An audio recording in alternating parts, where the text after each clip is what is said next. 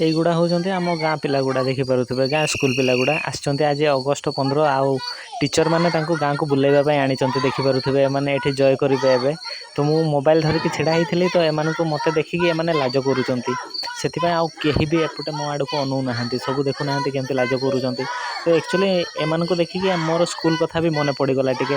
ଆମକୁ ବି ତ ବୁଲଉଥିଲେ ନା, ଯେତେବେଳେ ଅଗଷ୍ଟ 15 ହେଉଥିଲା ଆମେ ବି ବୁଲୁଥିଲୁ ଗାଁ ଗାଁ, ଆମକୁ ବି ଏମିତି ପତାକା ଧରିକି ବୁଲଉଥିଲେ, ଆମକୁ ବି ଏମିତି ହିଁ ହାଫ୍ ପ୍ୟାଣ୍ଟ ପିନ୍ଧିକି ଛିଡ଼ା କରିବା ପାଇଁ ପଡ଼ୁଥିଲା। ଦେଇକି ଏବେ ସେଇ କଥା ମନେ ଭାବିଲେ ଟିକେ ଲାଜ ଲାଗେ, ମୋତେ ବି ଲାଜ ଲାଗେ। ତ ଏଇ ଛୁଆମାନେ ତ ଆଜିକାଲି ତ ସବୁ ଛୁଆ ଚାଲାକ ହେଇଗଲେଣି, ଏମାନଙ୍କୁ ଆଉ ଲାଜ ଲାଗୁନଥିବ କି? ତ ଦେଖୁନାହାନ୍ତି ଏମାନେ ଆଉ ଟୋଟାଲି ମୋତେ ଅନଉନାହାନ୍ତି। ତ ସେ ଯାହା ବି ହଉ, ତ ଆଜି ତ ଅଗଷ୍ଟ 15ରେ ତ ଏମିତି ଚାଲିଛି ଦେଖିପାରୁଥିବେ। ଆଜି ସକାଳୁ ଆକ୍ଚୁଆଲି ପିଲା ଗୁଡ଼ା ବହୁତ ଖୁସିରେ ଅଛନ୍ତି। ମୁଁ ଏପଟେ ସେପଟେ ହେଉଛନ୍ତି ଆଜି, ପୁରା ସଜବାଜ ହେଇକି ପୁରା ଡ୍ରେସ୍ କୋଡ଼୍ ପିନ୍ଧିକି ପୁରା ଇଆଡ଼େ ସିଆଡ଼େ ହେଉଛନ୍ତି ଆଜି। ଆଉ ଛୋଟ ଛୁଆ ଯେଉଁ ଅଛନ୍ତି ଅଙ୍ଗନବାଡ଼ି ଛୁଆ, ସେମାନେ ତ ଆହୁରି ଖୁସିରେ ଥିଲେ। ସେମାନେ ତ ଗୋଟେ ଆଜି ତ ପତାକା ଉଡ଼େଇବେ ନା ସେମାନେ। ମୁଁ ଆଜି ପଚାରୁଥିଲି ସେମାନଙ୍କୁ ଆଜି କୁଆଡ଼େ ଯିବ ବୋଲି, ସକାଳୁ ସକାଳୁ କହୁଛନ୍ତି ଆମେ ପତାକା ଉଡ଼ାଇବା ପାଇଁ ଯିବୁ। ମୁଁ ଦେଖୁଛି ଏଠି ଆମର ଅଙ୍ଗନବାଡ଼ି ଛୁଆ ଗୁଡ଼ା, ଏଇଟା ଦେଖନ୍ତୁ ଆର ପଟେ ସେ ପିଙ୍କ ବାଲା ଯେଉଁଗୁଡ଼ା ସେଗୁଡ଼ା ଅଙ୍ଗନବାଡ଼ି ଛୁଆ ଗୁଡ଼ା।